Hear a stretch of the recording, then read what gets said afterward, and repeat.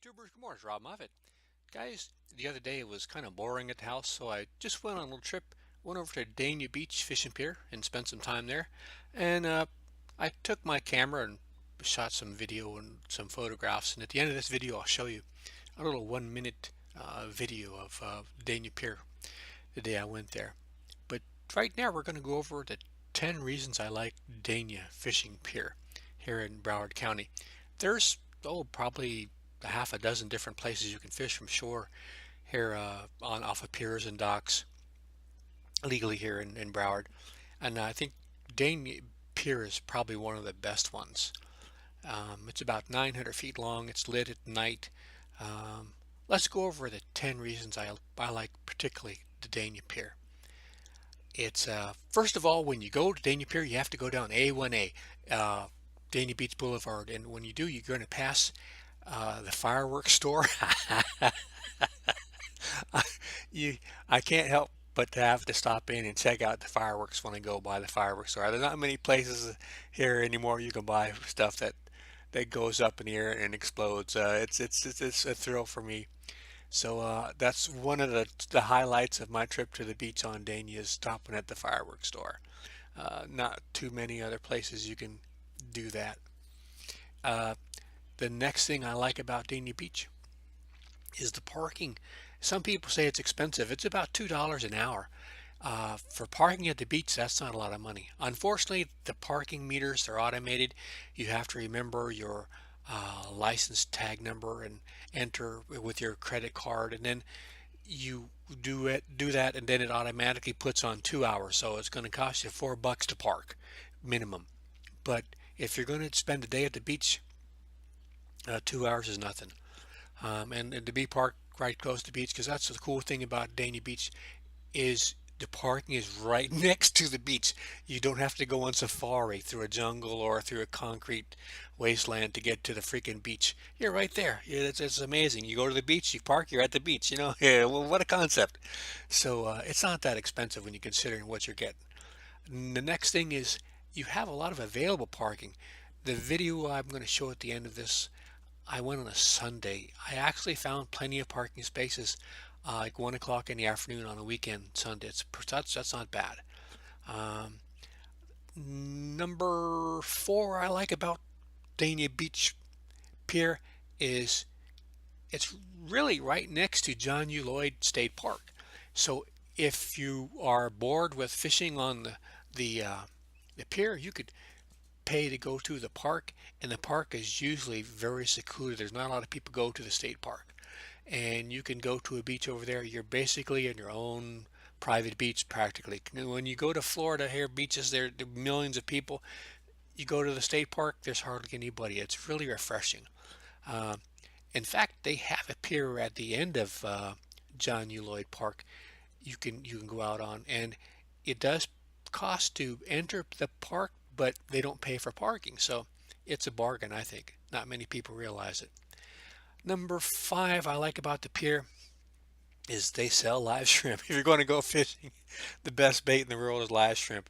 I catch my own sand crabs and stuff, but I even make my own bait. But if you're really serious about catching fish, you would like to have some live shrimp. And if you get there early, if they haven't run out, call ahead if you're going to be using live shrimp and see if they haven't run out. And if they have, there's a bait store on A1A. You can pass by and pick up shrimp there before you get to the dock. But that's the best thing going. Although if the pompano are hitting, it's nice to have some sand crabs, sand fleas.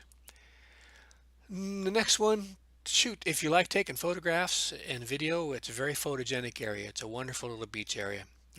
It's I think you'll find out at the end of the video. I'll show you how nice it looks. The next one is if you're a very lazy person, you can go on the internet and you can watch a live cam. They have a live camera 24 hours a day of the pier. You can see what people are doing and fishing and catching. It's if you can't get to the beach, you can sit at home and watch it on your computer, on your monitor, and see what they're catching on the pier. It's always enjoyable for me to watch that. Um, Next thing is they have a shelter. It's not very big, but it's something. If it starts raining really hard, you can get in under there. Now, the people that go fishing, usually they're pretty nice. Sometimes you can get kind of a rough crowd, but surprisingly, there's a lot of families often too at the pier. But if there's, it's not a very big pier. It's 900 feet long. If there's a lot of fishermen and they're using a lot of rods, it can get kind of hectic. But compared to the piers in Miami, it's fine. Um, they do catch a pretty wide variety of fish, even though the water's kind of shallow. Some of the other piers north of this one have deeper water, but I've seen them catch quite a few pompano and mackerel, and the occasional small shark and so on. Unfortunately, they're not open 24 hours a day like they used to be. They close at midnight. The next thing is they have a pretty cool restaurant, quarterdeck. It's a little more expensive than you might expect, but it is perfect view, and it's got a nice atmosphere. If you're on a date or something, I think it's a great little place to go. Like on a first date, something you can take a walk on the beach afterwards. It's a wonderful little restaurant to take on a date, or a family. There's another restaurant, little bar that has music that is in the same area, like right where the parking is. I forgot the name of it, but it's been there for years, and they have very inexpensive beer and bar food and live music on the weekend. So that's another thing. When you finish with the pier, you can go listen to some live music. The last thing is it's pretty well maintained. Like the other piers that right now in Broward County, I think Hollywood, it's still broken from the hurricane. They're still repairing it after 2 years. And the other one up around, I think the Deerfield one, is it Deerfield or Anglin? One of them, they have it open again, but it's still, you can only go out halfway because part of the pier is still broken. So like the Dania Pier is still in good shape. They maintain it well. It's got fresh water, cleaning stations and salt water, and they have benches people can sit. It's a pretty nice little pier. I think you're going to like it. I shouldn't be doing this video because the more people find out about it, the more crowded it's going to get. uh, Shame on me. All right, let's go and watch a little video I made. Little video I made with the photographs and the video on Sunday, March 30th. All right, guys, hope you like this video. Do stuff, new videos every week. Take care. They can lend, we're borrowing a summer day, somewhere else to be. Lying here, we'll whittle little hours away, just you, the sun, and me. They can lend, we're borrowing a summer's day, somewhere else to be. Lying here, we'll whittle the hours away, just you, the sun, and me.